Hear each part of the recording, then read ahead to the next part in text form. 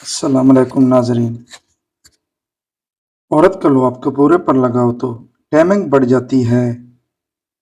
Light بجھا کر جمع کرنے سے نفس جلد بیٹھ جاتا ہے۔ عورت کے ٹخنوں کو آہستہ آہستہ دباؤ تو عورت جمع کے لیے فوراً ہی تیار ہو جاتی ہے۔ مباشرت کے دوران عورت کی کمر پر انگلیاں پھیرو تو عورت نفس منہ میں لے لیتی ہے۔ چنے کی دال کھا کر جمع کرنے سے نفس کی موٹائی میں اضافہ ہوتا ہے۔ چنے ابال کر دہی کے ساتھ کھانے سے مردانہ طاقت میں بے پناہ اضافہ ہوتا ہے۔ عورت اس مرد کی طرف میل ہوتی ہے جس کا ناک لمبا ہوتا ہے۔ جس مرد کا ناک جتنا لمبا ہوتا ہے اس سے دگنا نفس لمبا ہوتا ہے۔ عورت اگر بتی کی خوشبو سونگھ کر جمع کیا جائے تو عورت دیر سے فارغ ہوتی ہے۔ جو مرد دہی زیادہ کھاتا ہے اس کو شہوت بھی کم ہی آتی ہے۔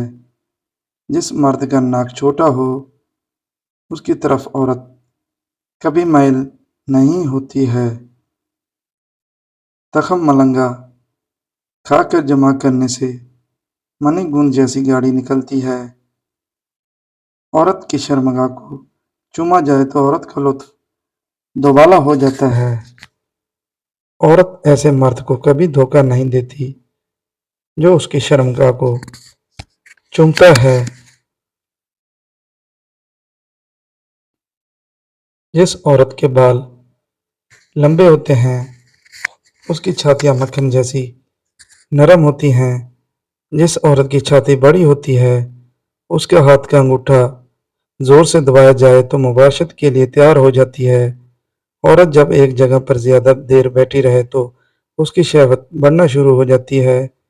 جو عورت اپنی چھاتیوں پر خارش کر رہی ہو تو سمجھ جائیے اس میں شہوت زیادہ ہے۔ جو عورت اپنے بالوں سے کھیل رہی ہوتی ہے اس کا دل موم کی طرح نرم ہوتا ہے۔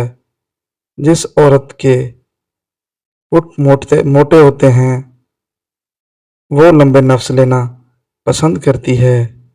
جس عورت کے پٹ پتلے ہوں وہ موٹے نفس لینا پسند کرتی ہے۔ پھٹے دودھ میں ہریسہ ڈال کر پی لیا کرو، نفس 2 دن میں گدھے جیسا بن جائے گا۔ جو عورت ہر وقت تھوک پھینکتی ہے وہ پیچھے سے نفس لینا پسند کرتی ہے۔ امید کرتا ہوں آج کی میری ویڈیو آپ کو اچھی لگی ہوگی۔ اللہ حافظ، جزاک اللہ۔